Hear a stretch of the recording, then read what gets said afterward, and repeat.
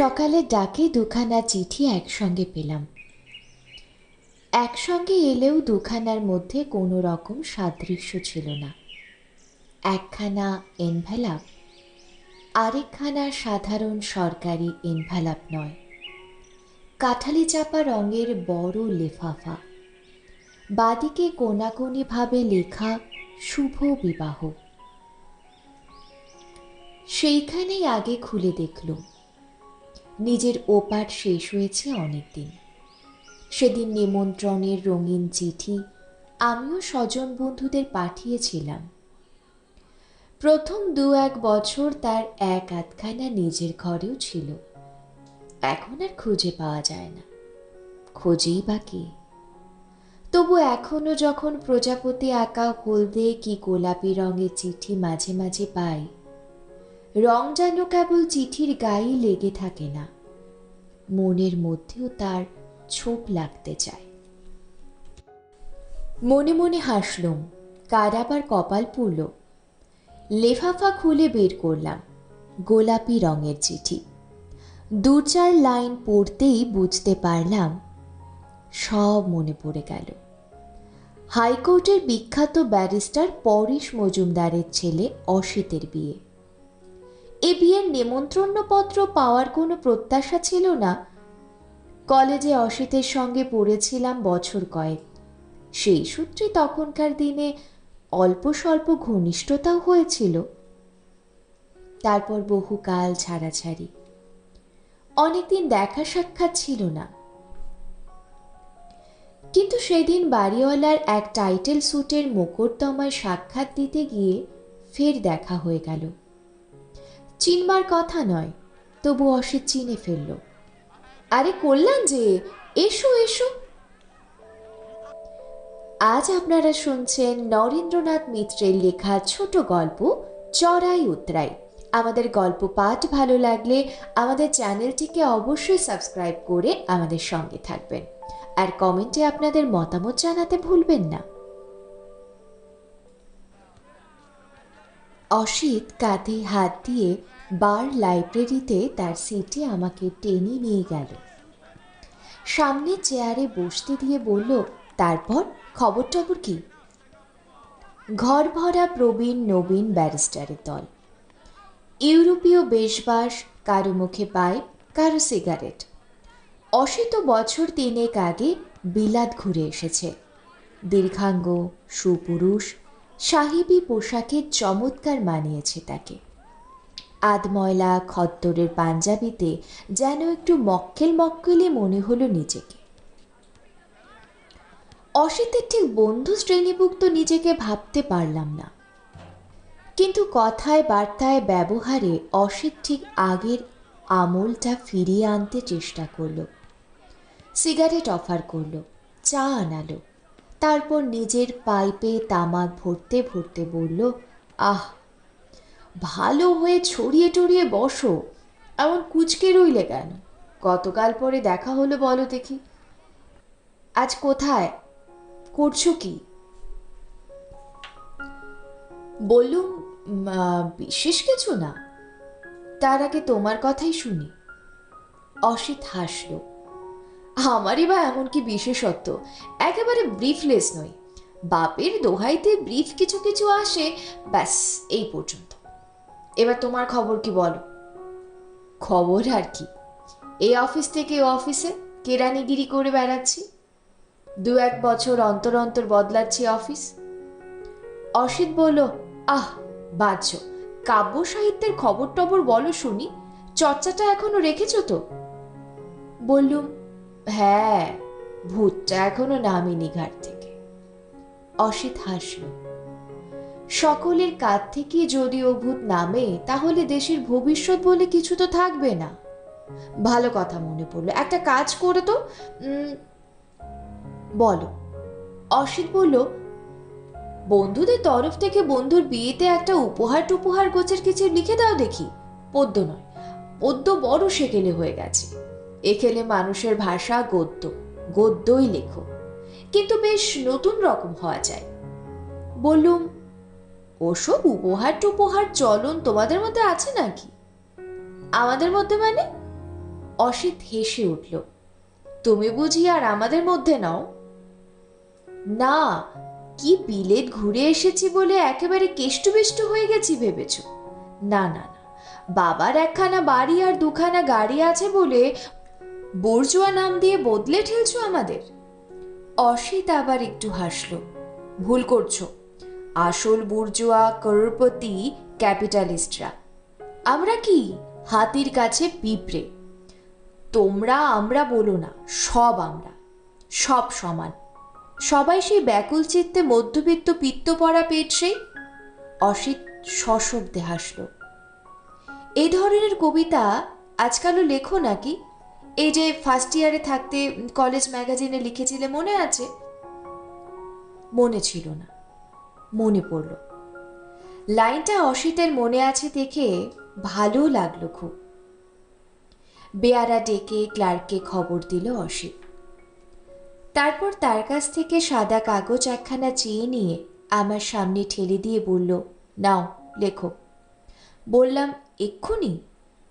অসিত হেসে বলল, তবে কি 1 মাস বাদে?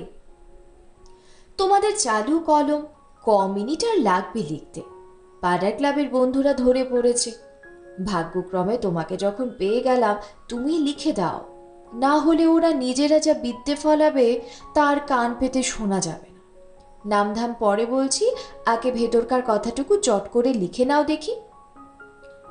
চট করে কোনো জিনিস লেখার অভ্যেস নেই, তবু যা হোক 2-4 ছত্র কোনো রকমে লিখে দিলাম। পাইপে আস্তে আস্তে টান দিতে দিতে অসিত বলল, বাহ, বেশ হয়েছে।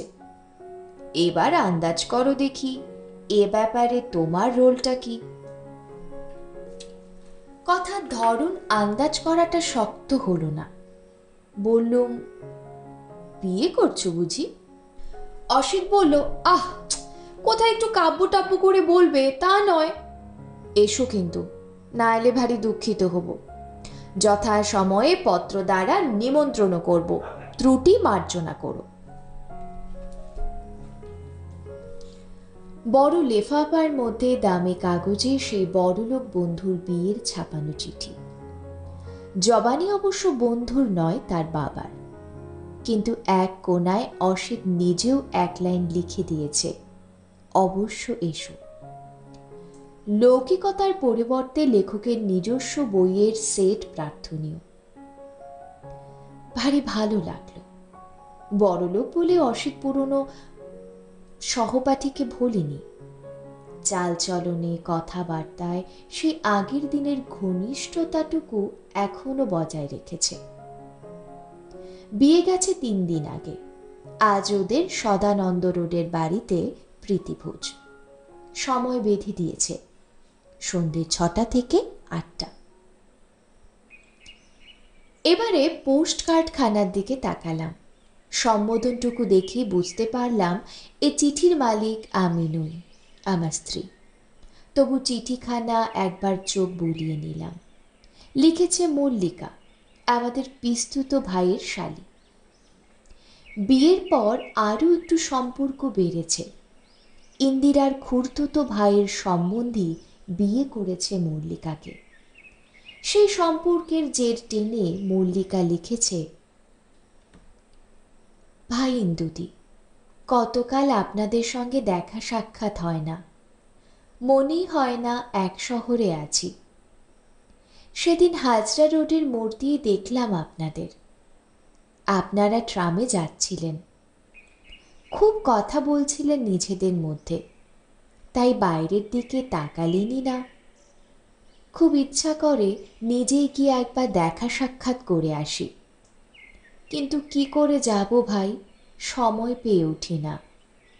ছেলেপুলে, সংসারের ঝামেলা, তাছাড়া উনিও এক মুহূর্ত সময় পান না। প্রেসের চাকরি, ছুটির দিনেও ওভার টাইমের জন্য বেরোতে হয়। নিজের শরীরও ভালো না, আবার সেই চোখের উপসর্গ বেড়েছে। ভালো কথা, মেডিকেল কলেজে আপনার একজন মামা আছেন না, চোখের ডাক্তার? তিনি কি এখনো ওই কলেজেই আছেন? কিভাবে তাকে ধরা যায়? দয়া করে যোগাযোগ করিয়ে দেবেন একবার। কল্যাণবাবু কেমন আছেন তাকে আমার নমস্কার জানাবেন, আপনিও নেবেন। ইতি মল্লিকা। পুনশ্চ। আমাদের মনোহরপুকুর রোডের বাসার নাম্বার মনে আছে তো? 14 নম্বর। আপনি বলেন কি না চেনা বাড়িতে চিঠি লেখা অসুবিধা, নম্বর ঠিক থাকে না। সাধারণ গতানুগতিক চিঠি। ইন্দিরাকে ডেকে হাতে দিলাম। তার সেখানা নিয়েই ইন্দিরা হাত বাড়ালো বিয়ের চিঠিখানার দিকে। বলল, ওখানে বুঝি দেখতে পারি না? বললুম, পারো, কিন্তু পেরে লাভ নেই। নিমন্ত্রণটা সবান্ধবে, সস্ত্রীক নয়। ইন্দিরা বলল, আচ্ছা আচ্ছা, সবাই তো আর তোমার মতো ভোজনানন্দ স্বামী নয় যে নেমন্তন্নের চিঠি দেখলে জিভে জল আসবে। চিঠিটা আগা গোড়া একবার পড়ল ইন্দিরা, তারপর বলল, বাহ, কনের নামটি তো ভারী সুন্দর, শ্রীমতী রুচিরা, কিন্তু এও দেখছি কালীঘাট। ইচ্ছা করলে মল্লিকাদির সঙ্গে তো তুমি দেখা করে আসতে পারো। সদানন্দ রোড থেকে মনোহরপুকুর তো আর বেশি দূর নয়। বললুম, বরং কাছেই, আজই যে যেতে হবে তার কি মানে আছে? তেমন কিছু জরুরি খবর টবর তো আর নেই, যাওয়া যাবে আর একদিন সুবিধে মতো। কিন্তু অসিতের বিয়েতে কি দেওয়া যায় বলো দেখি? ইন্দিরা বাস্তববাদিনী, বলল, বড় লোকের বিয়েতে মানানসই কিছু কি আর দিতে পারবে? ফুল আর কবিতার বই দাও, সেই ভালো, লেখক মানুষ, কোনো দোষও থাকবে না। তাছাড়া তোমার বন্ধুর নির্দেশ তো দেওয়াই আছে। অন্যান্য আত্মীয় স্বজনের বিয়েতে যেসব উপহার জিনিস বাছাই করে ইন্দিরা, তার মধ্যে বই কি ফুলের নামগন্ধও থাকে না। একবার ভাবলুম, ইন্দিরা নিজে নিমন্ত্রিত হয়নি বলেই বোধহয় আজ সস্তায় সারতে চাইছে। মনটা খানিকক্ষণ খুঁতখুত করতে লাগলো। কিছুক্ষণ পর স্ত্রীর পরামর্শই অবশ্য নিখুঁত বলে মনে হলো। মাসের শেষ, বই আর ফুলই ভালো। সকাল সকাল অফিস থেকে বেরুলাম। খানতিনের বই আছে নিজের, কিন্তু সেগুলো সংগ্রহ করা সহজ সাধ্য নয়। কমপ্লিমেন্টারি কপি যতগুলো প্রাপ্য তার চাইতে 8-10 কপি বেশি চেয়ে নিয়ে বিলিয়েছি। আরও চাইতে সংকোচ হলো। খান 2 বই নগদ দামে কিনেই নিলাম অন্য দোকান থেকে। সেই সঙ্গে কিনলাম 1 খণ্ড রবীন্দ্র রচনাবলী আর ফুলের দোকান থেকে রজনীগন্ধার গুচ্ছ। তারপর উঠে বসলাম বাসে। যদিও বহুকাল যাতায়াত নেই, তবু বাড়ি চিনতে দেরি হলো না। দীপাবলি উৎসবের মতোই আলোয় জ্বলছে অসিদ্ধের সদানন্দ রোডের তেতলা বাড়ি। বহু দূর থেকে দেখা যাচ্ছে মোটরের সার।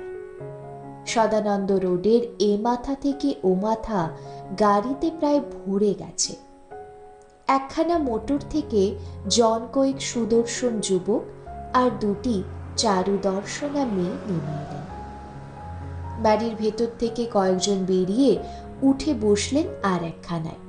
গাড়িতে উঠবার সময় একটি সপ্তদর্শীর গাঢ় রক্তবর্ণ 2টি দুল দুলে উঠল। সমস্ত আলো যেন কেন্দ্রীভূত হয়েছে সেই দুল দুটির মধ্যে। আরে তুমি যে কখন এলে? যথাস্থানেই দাঁড়িয়েছ দেখছি। অসিত পেছন থেকে এসে কাজ চাপড় দিল। মুখে মুচকি হাসি। সরু পেরে কোচানো শান্তিপুরি ধুতি আর সিল্কের পাঞ্জাবিতে চমৎকার মানিয়েছে অসিতকে। বাড়ির ভেতর থেকে 50-55 বছরের আর একজন পৌর ভদ্রলোক বেরিয়ে আসছিলেন। অসিত বলল, ইনি আমার বাবা, চিনতে পারছো? আর আমার বন্ধু কল্যাণ, কলেজে পড়তুম একসঙ্গে, লেখে থাকে আজকাল। অনেকদিন আগে একবার এসেছিল, আপনার বোধহয় মনে নেই। অসিতের বাবা মৃদু হাসলেন। নিজের ইন্টিমেট ক্লাস ফ্রেন্ডদের নাম আর মুখই আজকাল একসঙ্গে মনে পড়ে না, আর তোমার সহপাঠী। অসিত হাসল। কিন্তু বহুকালের পুরনো ক্লায়েন্টদের নাম তো তোমার ঠিকই মনে থাকে, চেহারাও বেশ মনে থাকে। পরেশবাবু কোনো জবাব দিলেন না, মৃদু হেসে তাড়াতাড়ি সামনের দিকে এগিয়ে গেলেন। আরও একখানা মোটর এসে দাঁড়ালো। পরেশবাবুর এ ব্যস্ততা দেখে বোঝা গেল আগন্তুক বিশিষ্ট সম্মানিত অতিথি। কিন্তু অবাক লাগলো পরেশবাবুর বেশবাসের ধরন দেখে। পরনে খাটো ধুতি, গায়ে হাতা কাটা ফতুয়া, পায়ে সাধারণ চটি। কিছুমাত্র বিদেশি আনা নেই। স্বাধীন হয়ে বেশবাসে আচারে আচরণে আমরা তাহলে সত্যি স্বদেশী হলাম এতদিনে। ভারী খুশি হলো মন। বিলাত ফেরতদের সঙ্গে তাহলে আমাদের 7 সমুদ্র 13 নদীর ব্যবধান এত দিনে ঘুচল। অসিতের সঙ্গে করে আমাকে বৈঠকখানা গোছের একটি ঘরে নিয়ে বসতে দিল। একটু অপেক্ষা করো ভাই, আসছি। আমার বন্ধুরা আছেন ওখানে, একটু খোঁজ খবর নিয়ে আসি। ঘরখানা জনবিরল। ঘরের ভেতর দিয়ে লোকজন দলে দলে যাতায়াত করছে। হঠাৎ মনে পড়ল বইগুলিতে নাম লিখে আনা হয়নি, এই ফাঁকে লিখে ফেলা যাক। লিখতে শুরু করেছি, এক ভদ্রলোক এসে বললেন, এই যে আপনি বসে বসে কি করছেন এখানে? চলুন চলুন, ওদিকের প্যান্ডেলে চলুন, সবাই গেছে ওখানে। চেয়ে দেখি অসিতদের সেই ক্লার্কটি। প্রায় পরেশবাবুর মতোই বয়স, কিন্তু বেশ বাসটা মোটেই পরেশবাবুর মতো নয়। পরনে মিহি ধুতি পাঞ্জাবি, পায়ে পালিশ করা শু, সোনার বোতাম চিকচিক করছে বুকে। তিনি বললেন, চলুন। বিব্রত হয়ে বললুম, যাব, কিন্তু এগুলি এগুলি কি? ও বই। ভদ্রলোক হাসলেন। আচ্ছা আচ্ছা, ওগুলো না হয় একটা ব্যবস্থা করা যাবে। ইতিমধ্যে একদল বন্ধুর সঙ্গে অসিত নেমে এলো দোতলা থেকে। আমার দিকে তাকিয়ে বলল, আর একটু বসো, এদের গাড়িতে তুলে দিয়ে এক্ষুনি আসছি। বেশি দেরি করলো না অসিত। মিনিট কয়েক বাদে আরো 15-20 জন বন্ধুকে নিয়ে ঘরে এসে ঢুকল। তারপর আমার দিকে তাকিয়ে বলল, হ্যাঁ এসো এবার। পেছনে পেছনে সিঁড়ি বেয়ে উপরে উঠলাম। দোতলার বড় একখানা হল ঘরে ফুলশয্যার আসর বসেছে। ঘর তো নয়, গোটা একটা নার্সারি। দক্ষিণের দেওয়ালটি চালচিত্রের মতো সাজানো হয়েছে বিচিত্র ফুলে। তার নিচে চৌদোলায় শালঙ্কারা সুন্দরী বধূ স্মিতমুখে স্বামীর বন্ধুদের উপহার গ্রহণ করছেন। নমস্কার বিনিময় হচ্ছে সঙ্গে সঙ্গে। বাদিকে আরও কয়েকটি সুশ্রী তরুণী, বোধহয় অসিতের বোনেরা, ভাগ্নি ভাইঝিরা। একটি মেয়ে বউয়ের হাত থেকে উপহারগুলো নিয়ে এক পাশে জড়ো করে রাখছেন, আর একজন দাতা আর দানের নাম লিস্ট করছেন খাতায়। ডান দিকে কিউ করে অসিতের বন্ধু শ্রেণী। আমিও দাঁড়িয়ে গেলুম। স্ত্রীর সঙ্গে একে একে অসিত বন্ধুদের পরিচয় করিয়ে দিতে লাগলো। সুশীতল সেন ব্যারিস্টার, সমীরণ মুখোপাধ্যায় অ্যাডিশনাল ম্যাজিস্ট্রেট, সুদর্শন দাশগুপ্ত জজ, আরও বহু অ্যাডভোকেট, ব্যারিস্টার, মুন্সেফ, উকিল, প্রফেসরদের পরে আমারও পালা এলো। অসিত বলল, কল্যাণ সেন, আমার লেখক বন্ধু। বইগুলি হাত থেকে নিতে নিতে অসিতের স্ত্রী আমার দিকে তাকালেন। তারপর মৃদু সুরে বললেন, লেখক? অন্য কয়েকটি মেয়েও বিস্ময়ে কৌতূহলে চাইলেন এদিকে। অসিত মৃদু হেসে বলল, কেন, বিশ্বাস হচ্ছে না? রুচিরা লজ্জিত হাস্যে বললেন, বিশ্বাস না হবার কি আছে? অসিত হেসে আমার দিকে ফিরে তাকালো। যাক, এ যাত্রা উতরে গেল। ঠোকে ঠোকে আজকালকার পাঠক পাঠিকারা অনেক শেয়ানা হয়ে গেছে। বইয়ের নায়কের রূপগুণের সঙ্গে তারা লেখককে মিলিয়ে দেখে না। অসিতের আরেক বন্ধু মন্তব্য করলেন, তাই বলে নিজেদের সঙ্গেও কি মেলাবার জো আছে? মেলাতে হয় রাঁধুনি, চাকর, কুলি, মজুরদের সঙ্গে। লেখকরা আরও শেয়ানা হয়েছে আজকাল। তিনি আরও কি বলতে যাচ্ছিলেন, বন্ধুদের আরেকটি ছোট দল এসে দরজায় দাঁড়ালো। পথ ছেড়ে দিয়ে আমরা বেরিয়ে এলাম। অসিত বাইরে এসে বলল, তারপর চয়েস কেমন হয়েছে? বললুম, চয়েস? তবে যে শুনলুম লাভ ম্যারেজ। অসিত হেসে বলল, না, কেবল লিখতেই শিখেছ, তাতে বুঝি আর চয়েসের বালায় নেই। ভোজের আয়োজন হয়েছে বাড়ির লাগোয়া একটি খোলা জায়গায়। শামিয়ানা দিয়ে ঘিরে দেওয়া হয়েছে ওপরটা। ফ্যান আর ইলেকট্রিক বাল্বের নিচে অগণিত চেয়ার। জজ, ম্যাজিস্ট্রেট, ব্যারিস্টার, অ্যাডভোকেট, মিস্টার মজুমদারের ধনী মারোয়ারি মক্কেলদের ভিড়ে প্যান্ডেল ভরে গিয়েছে। অভ্যাগতদের অভ্যর্থনার ভারও দেখলাম গ্রহণ করেছে একজন মারোয়ারি। তিনি ভাঙা বাংলায় সবাইকে আপ্যায়ন জানাচ্ছেন। সিগারেটের কৌটা তুলে ধরেছেন প্রত্যেকের কাছে। উর্দি পরা বেয়ারারা ট্রেতে করে ভোজ্য পানীয় বিতরণ করে যাচ্ছে। ভোজ্য স্পেশাল প্রিপারেশনে আইসক্রিম, পানীয়, 1 কাপ কফি। দৈবাত আমার দুই পাশে বসেছিলেন জনদুই ম্যাজিস্ট্রেট আর জজ।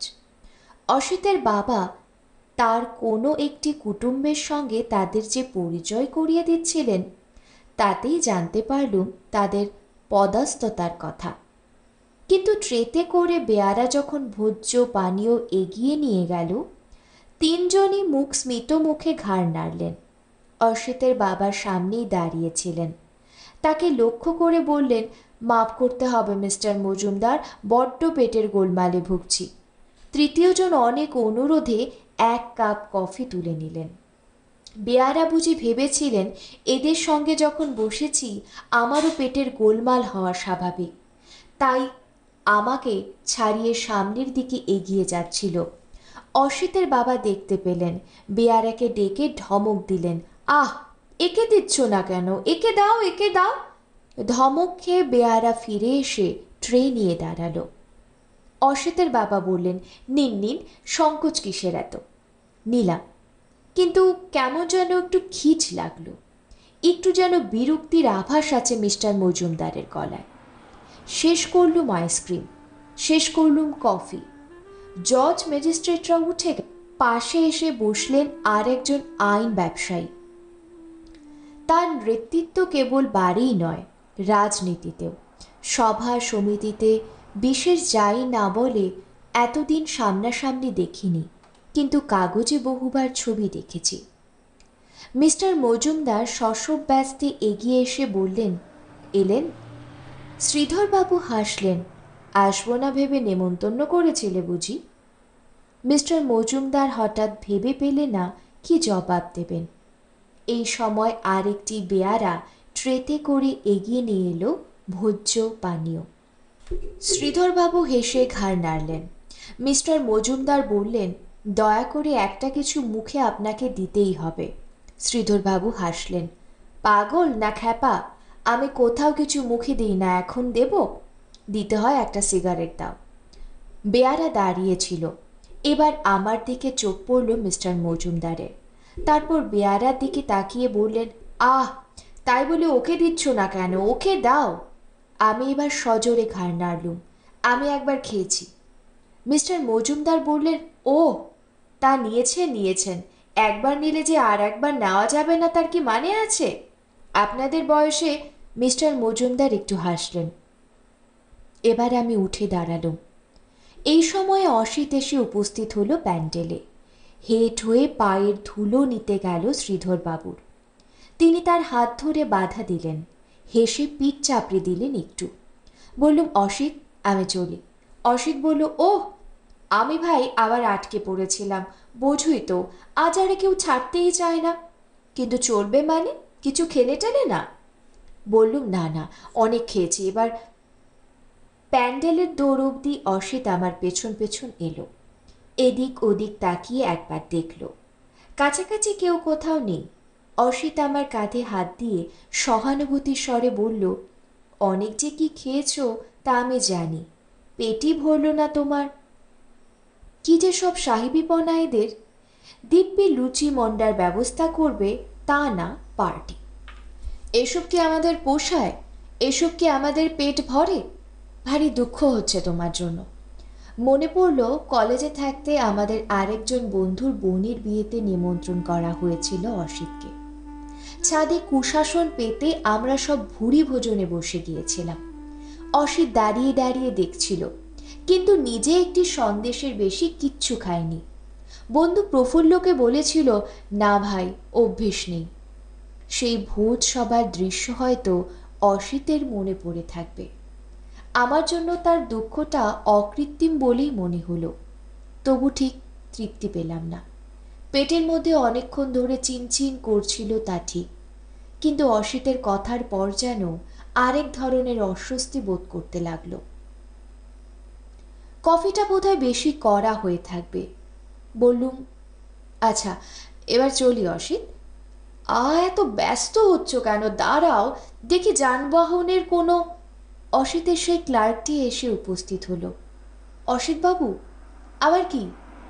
বালিগঞ্জ স্টেশন রোডে দাস সাহেবের বাড়ির মেয়েরা পেট্রোল নেই বলে নিজেদের গাড়িতে আসতে পারেননি।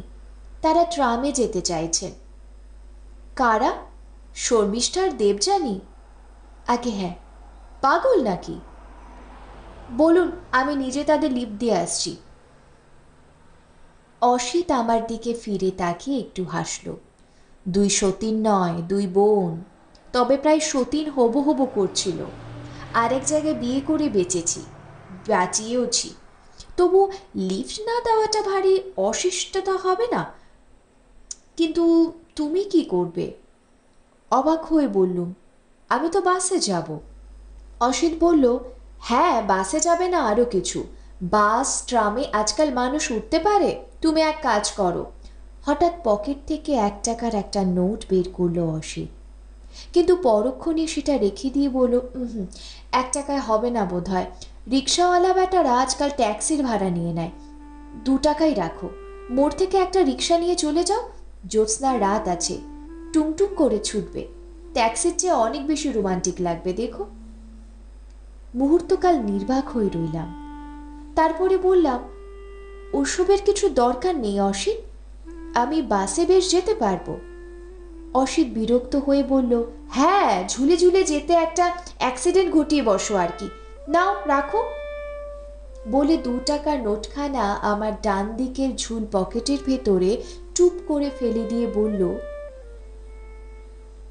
B worldly my friend, be practical. Asit আর দাঁড়ালো না। একটু দূরে 2টি মেয়ে এসে দাঁড়িয়েছে। বোধহয় শর্মিষ্ঠার দেবযানী হবে। অসিত হাসি মুখে তাদের দিকে এগিয়ে গেল। আমি এগোলাম গেটের দিকে। একবার ভাবলাম টাকা দুটো কোনো ভিখারির হাতে দিয়ে দিই, কিন্তু আশ্চর্য, এত বড় বিয়ে বাড়ির ধারে কাছে একটিও ভিখারি চোখে পড়ল না। কি হলো পাড়াটার? বিলাত ফেরতের বাড়ি বলে কলকাতার যে অংশটা কি রাতারাতি লন্ডন হয়ে গেল? ফুটপাত ধরে একটু একটু করে এগোতে লাগলাম। মনটা ভারী খারাপ হয়ে গেল। অসিতের বিয়ের চিঠিতে কি রঙিন না করেছিল আজকের সকালটা, কিন্তু সন্ধ্যা পর্যন্ত আর কিছু মাত্র যেন অবশিষ্ট রইল না। হলদে রঙের চিঠি। সে চিঠি তো এখনো পকেটে রয়েছে, কিন্তু তার রংটুকু গেল কোথায়? হঠাৎ আর একখানা চিঠির কথা মনে পড়ল। মল্লিকার লেখা সেই সাধারণ পোস্টকার্ডখানার কথা। নিতান্ত সাদাসিধে 8 পৌরে চিঠি। আমাকে নয়, আমার স্ত্রীকে লেখা। নিমন্ত্রণ আমন্ত্রণের কথা নেই, বরং অসুখ বিসুখের কথাই আছে। চিঠিটা আমার পকেটে নেই, কিন্তু তার প্রতিটি লাইন যেন আমার চোখের সামনে ভাসতে লাগলো। 2-1টি লাইন গুঞ্জরণ করতে লাগলো আমার কানে। মনেই হয় না এক শহরে আছি। ট্রামে যাচ্ছিলেন, খুব কথা বলছিলেন নিজেরা। বাইরের দিকে তাকালেনই না। ইচ্ছে হয় নিজে গিয়ে একবার দেখা করে আসি। এসব কথা আমাকে লেখেনি মল্লিকা, লিখেছে আমার স্ত্রী ইন্দিরাকে। কি করে সরাসরি লিখবে আমাকে? মল্লিকা নিজেও তো মেয়ে। সে কি আর জানে না এসব বিষয়ে মেয়েদের চোখ কত তীক্ষ্ণ, কত তীব্র তাদের ঘ্রাণ শক্তি? কিন্তু এখনো এত সতর্কভাবে চলে কেন মল্লিকা? তখনকার কথা কি তার এখনো মনে আছে? আশ্চর্য, আমি কিন্তু একদম ভুলে গিয়েছিলাম। এও সেই কলেজে আমলের কাহিনী। পিস্তত ভাইয়ের শ্বশুর বাড়িতে থেকে বিয়ে পড়তুম, আর পড়াতুম বৌদির ছোট ছোট 3টি ভাই বোনকে। মল্লিকাও বৌদির বোন, তবে তখন আর সে ছোট নয়, বেশ বড়। আমার কাছে বসে আর পড়া চলে না, কিন্তু তাই বলে ঠাট্টা তামাশার সম্পর্কে দূর থেকে হোলির দিনে আবির ছিটোতে তো আর বাধে না। অবশ্য খুব দূর থেকে নয়, অনেকখানি কাছে এসেই এক মুঠো আবির আমার চোখে মুখে সেদিন মাখিয়ে দিয়েছিল মল্লিকা। আত্মরক্ষার জন্য আমি তার আবির শুদ্ধ হাতখানা চেপে ধরেছিলাম, বলেছিলাম আর একটু হলেই চশমা ভাঙত। মল্লিকা বলেছিল বেশ হতো, চশমাটার জন্যই তো রংটা চোখে লাগলো না। চোখ নষ্ট করবার মতলবই ছিল বুঝি? ছিলই তো। হাত ছাড়ুন এবার। মনের অভিসন্ধি জেনেও ছেড়ে দেব? যদি আর না ছাড়ি? এবার আবির ছাড়াও লাল টুকটুকে হয়ে উঠেছিল মল্লিকার মুখ। মৃদু স্বরে বলেছিল, ছাড়ুন, কেউ দেখে ফেলবে। তারপর অনেক দিন দেখেছি, ভাড়ার ঘর থেকে রান্নাঘরে যাতায়াতের পথে মল্লিকা জানালার শিক ধরে দাঁড়িয়েছে, আঙুলে হলুদের ছাপ। ছাত্রের কাছে না থাকলে এদিক ওদিক তাকিয়ে আমিও যে জানলার ধারে 2-1 দিন তাকাইনি এমনটা নয়। শিকও ধরেছি, কিন্তু ভাঙিনি। তারপর তাওই মশাই মরে যাওয়ার পর অন্য জায়গায় টিউশনি নিলাম। মল্লিকাদের জানলাও সেই সঙ্গে বন্ধ হয়ে গেল। জীবনে এমন কত জানালা খোলে, কত জানালা বন্ধ হয়ে যায়, কে তার হিসেব রাখে? কে তার হিসেব রাখতে পারে? মল্লিকার হিসাবও হারিয়ে ফেলেছিলাম। বছর 4-5 বাদে বিয়ের পর আবার ওদের সঙ্গে যোগাযোগ হলো। সম্পর্কটা আবিষ্কার করলো আমার স্ত্রী। পুরনো সম্পর্ক নয়, নতুন সম্পর্ক। ইন্দিরার এক খুড়তুতো ভাইয়ের অন্নপ্রাশনে সস্ত্রীক আমিও গেছি, জ্যোতিষও গেছে। সেখানেই আলাপ পরিচয় হলো। জ্যোতিষ ইন্দিরার জ্যাঠতুতো ভাইয়ের সম্বন্ধী। তারপর 2-1 বার আমরাও গেছি, মল্লিকারাও এসেছে, কিন্তু সেই আবিরের প্রসঙ্গ আর কোনো দিন ওঠেনি। চশমার পাওয়ার বাড়বার সঙ্গে সঙ্গে অভিজ্ঞতাও বেড়েছে, কাপড় চোপড়ের দাম বেড়েছে তার চেয়েও বেশি। আজকাল হোলির দিনে আবির আর খেলি না, ঘরের মধ্যে দৌড় জানালা বন্ধ করে বসে থাকি। স্মৃতির সেই রুদ্ধদ্বার হঠাৎ আজ কেমন করে খুলে গেল ভেবে পেলাম না, কিন্তু একটু একটু করে এগোতে লাগলাম মনোহর পুকুরের দিকে। দেখে আসি কে কেমন আছে।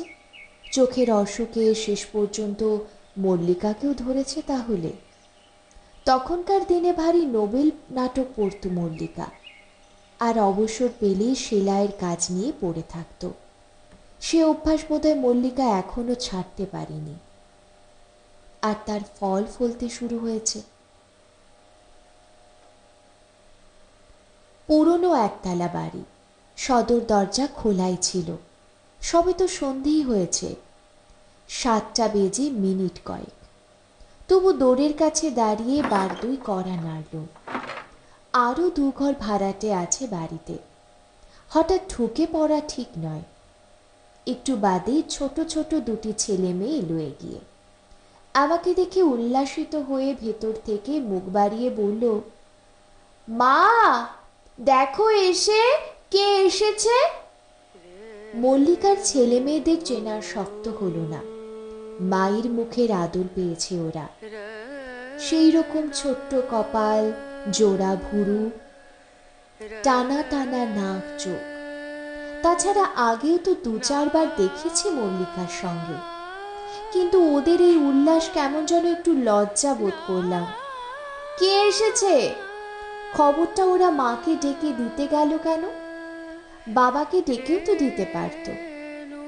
বাহ, দাঁড়িয়ে রইলেন কেন কাকা বাবু? আসুন, ভেতরে আসুন। ছেলেটি বড়, বছর 7-8 হবে বয়স। এসে হাত ধরল। তার দেখা দেখি মেয়েটি এসে ধরল আর একটা হাত। বছর 5 হবে বয়স, ফুটফুটে ফর্সা রং, অবিকল মল্লিকার মতো। সদর দরজা থেকে খানিকটা প্যাসেজের মতো গেছে ভেতরের দিকে। দুপাশে চুন বালি ঝরা দেওয়াল, মাঝখানে ছোট মতো একটু উঠোন। উঠোনের উত্তরে মল্লিকাদের ঘর, দাওয়ায় রান্নাবান্নার ব্যবস্থা। শিলনোড়ে বাটনা বাটছিল মল্লিকা। আমি ঢুকতেই তাড়াতাড়ি আঁচলটা মাথায় তুলে দিতে দিতে বলল, আসুন, কি ভাগ্যি, আজই যে আসবেন ভাবতে পারিনি। চিঠি পেয়েছিলেন বুঝি? বললুম, পেয়েছিলাম মানে?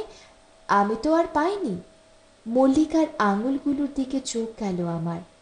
সেই লঙ্কা হলুদের ছাপ, নখের দিকটা একটু ক্ষয়ে গেছে, একটু শীর্ণও হয়েছে যেন আঙুলগুলো। তা সত্ত্বেও ভারী সুন্দর লাগলো। ঘটির জলে হাত ধুতে ধুতে মল্লিকা বলল, তারপর একা যে, ইন্দুদি আসেনি? বললুম, না। কেন, একা বুঝি আর আসা যায় না? মল্লিকা বলল, যাবে না কেন? কিন্তু আসা হয় কই, এরপর তো আর আজকাল ভুলেই গেছেন। বললুম, তোমরাই বুঝি খুব মনে রেখেছ?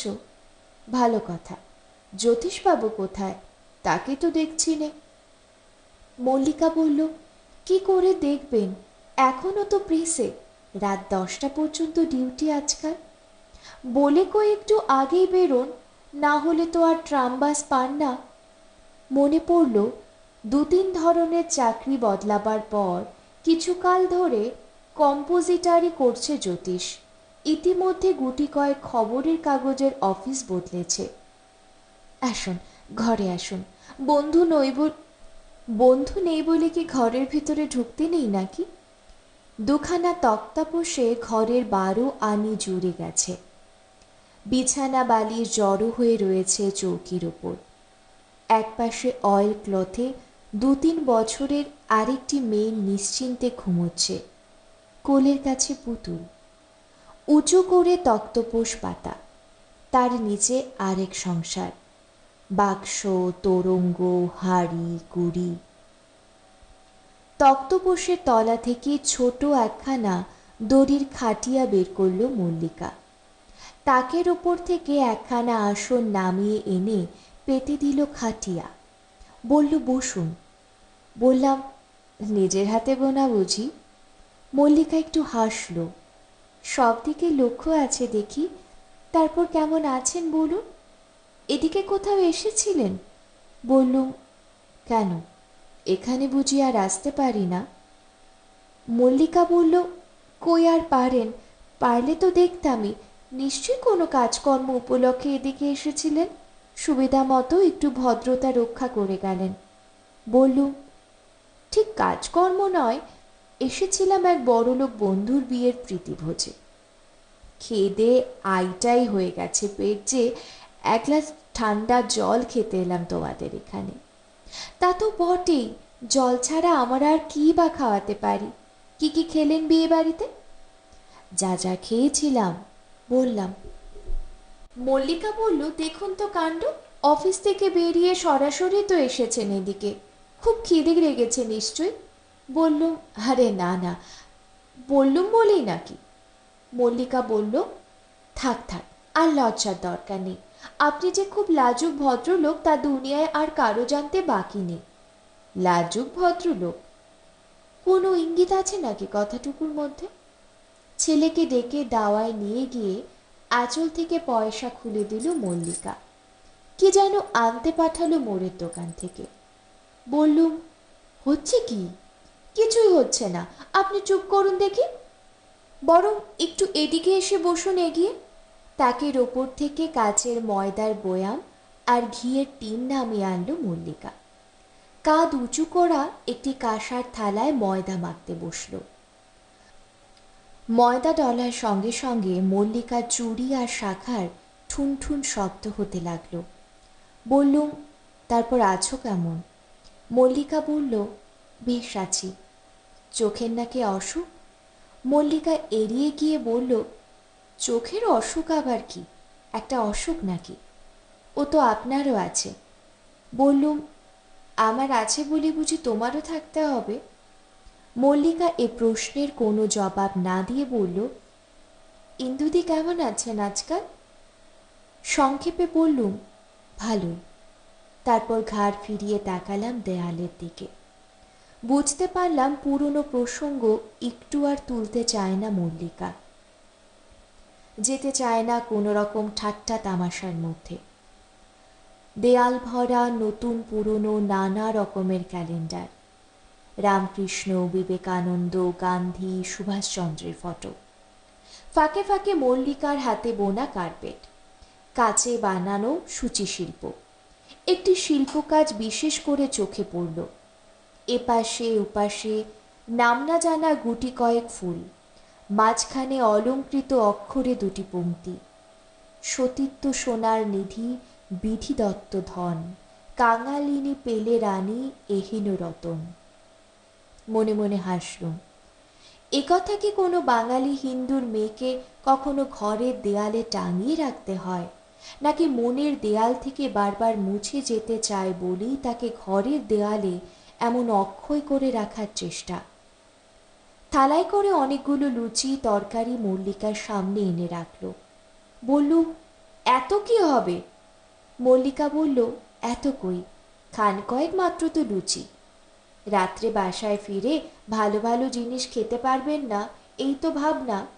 বলবেন বন্ধুর বাড়ি থেকে পেট ভরে পোলাও মাংস খেয়ে এসেছেন, সেই জন্যই খেতে পারছেন না। মল্লিকার ছেলে মেয়ে দুটি, ননি আর ময়না, কাছে এসে দাঁড়িয়েছে। তাদের হাতে তুলে দিলাম খান কয়েক লুচি। চায়ের প্লেটে করে দুটি মিষ্টি দিয়েছে মল্লিকা, সেই দুটো ছেলে মেয়েদের হাতে তুলে দিলাম। মল্লিকা বলল, বাহ, সবই বিলিয়ে দিলেন যে। বললুম, সব বিলিয়ে দিতে আর পারলাম কই, ওরা খেলেই আমার হবে। খুব খুশি খুশি ভারী উৎফুল্ল দেখালো ননি আর ময়নার মুখ। পান্তুয়ার রস আঙুলের ফাঁক দিয়ে বেয়ে পড়তে লাগলো ময়নার। জল খাবারের পর চা করে আনলো মল্লিকা, নিজেও এক কাপ নিল। বললুম, অনেকদিন পর চা খাচ্ছি মুখোমুখি বসে। মল্লিকা বলল, আহা, বাড়িতে বুঝি একজন একজনের দিকে পেছন ফিরে চা খান? চায়ের পর রান্নার আয়োজনে ব্যস্ত হয়ে পড়ল মল্লিকা। ভাতের হাঁড়ি নামিয়ে তুলে দিল ডালের কড়া। বললুম, এবার উঠি। মল্লিকা বলল, আসবেন মাঝে মাঝে, পথ যেন একেবারে ভুলেই গেছেন। বউবাজার আর কালীঘাট যেমন কেবল গড়ের মাঠের এপার ওপার নয়, 7 সমুদ্র 13 নদীর পার। ভারী ভালো লাগলো কথাটুকু। এতক্ষণ পরে তাহলে সত্যি অভিমানের সিন্ধু উতলে উঠেছে মল্লিকার। জবাব না দিয়ে এগোতে লাগলাম সরু প্যাসেজটুকুর ভেতর দিয়ে। দূর পর্যন্ত মল্লিকা এগিয়ে দিল, ফিরে গেল না, দাঁড়িয়েই রইল একখানা কবাটের আড়ালে মুখ বাড়িয়ে। কিন্তু 2-1 পা এগোতেই দেখি ননি আর ময়না দুদিক থেকে ফের এসে আমার দুখানা হাত চেপে ধরেছে। কাকা বাবু, বা দিব্যি পালিয়ে যাচ্ছেন, পয়সা দিলেন না? ও পয়সা! ভারী লজ্জিত বোধ করলুম। তাই তো, কেবল বড়লোক বন্ধুর ওখানেই লৌকিকতা করেছি। মল্লিকার ছেলে মেয়েদের জন্য কিছু কিনে নেওয়াই হয়নি, একেবারে শুধু হাতে গিয়ে উঠেছি ওদের ওখানে। বললুম, পয়সাই নেবে না আমটাম কিছু কিনে দেব? ননীন নিজেই বলল, না না, পয়সা চাই, আপনি ভারী ফাঁকি দিচ্ছিলেন বলে ননী নিজেই আমার পকেটে হাত ঢুকিয়ে দিল।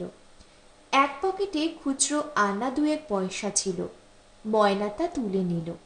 ননির হাতে উঠল সেই 2 টাকার নোটখানা। এক মুহূর্ত একটু স্তম্ভিত হয়ে রইল ননি, তারপর হঠাৎ বাড়ির দিকে ছুট দিল। আমিও মুহূর্তকাল অবাক হয়ে রইলুম। তারপর ননিকে ডেকে বললুম, ছুটছো কেন? পড়ে টরে যাবে, আস্তে আস্তে যাও। ননি মুখ ফিরিয়ে বলল, কেড়ে নেবেন না তো? না না, কেড়ে নেব না, ভয় নেই। কেমন যেন লাগতে লাগলো। সঙ্গে সঙ্গে হাঁটতে শুরু করতে পারলুম না। দেশলাই জেলে সিগারেট ধরালাম। পর মুহূর্তে ফের ছুটে এলো ননি, কাকাবাবু, টাকা তো আপনি আমাকেই দিয়েছেন। হ্যাঁ, তোমাকেই তো দিলাম, তাহলে মা কেড়ে নিল কেন? আসুন ধমক দিয়ে যান মাকে। হাত ধরে টানতে টানতে ফের দৌড়ের কাছে আমাকে নিয়ে গেল ননি। মল্লিকা তখনও দাঁড়িয়ে আছে সেখানে, 2 টাকার নোটখানা তার মুঠির মধ্যে। হাসতে গেলুম, কিন্তু হাসি যেন ঠিক এলো না। বললুম, ব্যাপার কি? মল্লিকা বলল, আচ্ছা কাণ্ড আপনার, ওদের হাতে এত টাকা দিতে গেলেন কেন? বললুম, তাতে কি হয়েছে? মল্লিকা বলল, না না না, ওসব ভালো নয়, এসব কি এখন দেবেন কেন? ননি এবার বলল, আচ্ছা কাকা বাবু, এ টাকা আমাকে দেননি আপনি? আমি ঘাড় নাড়লুম। তবে মা কেন কেড়ে নিচ্ছে? মল্লিকা একটু হাসলো। কথা শুনুন ছেলে, কেড়ে নিয়ে যেন পাড়ার 5 জনকে বিলিয়ে দেবে মা, এ যেন তোমাদেরই পেটে যাবে না। রাত পোহালে এক মুড়ি মুরগিতেই তো কতগুলো পয়সা দরকার, সেই হিসেব আছে? বলতে বলতে আঁচলে 2 টাকার নোটখানা বেঁধে রাখল মল্লিকা। মনে হলো ননির চোখ দুটি ছলছল করছে, কিন্তু ছেলের দিকে মোটেই তাকালো না মল্লিকা। আমার দিকে তাকিয়ে বলল, লিখে টিকে বুঝি খুব রোজগার হচ্ছে আজকাল? কিসের এত আনন্দে চকচক করছে মল্লিকার চোখ? ঠোঁটের কোণে সে আগেকার দিনের হাসি। বলতে গেলুম, না না। মল্লিকা বাধা দিয়ে বলল, আহা, বললে বুঝি আমি সব কেড়ে রাখবো না? ভয় নেই, তা আমি রাখতে পারবো না, তা আপনি দিতেও পারবেন না, কিন্তু 2-1 নাইট সিনেমা দেখাতে তো পারেন। মনে আছে সেই কতকাল আগে একবার একসঙ্গে? আসবেন একদিন? ওর তো আর সময় হয় না। নিঃশব্দে ঘাড় নাড়লুম, আসবো। তারপর প্রায় ননির মতো ছুটতে ছুটতে বেরিয়ে এলাম গলি থেকে।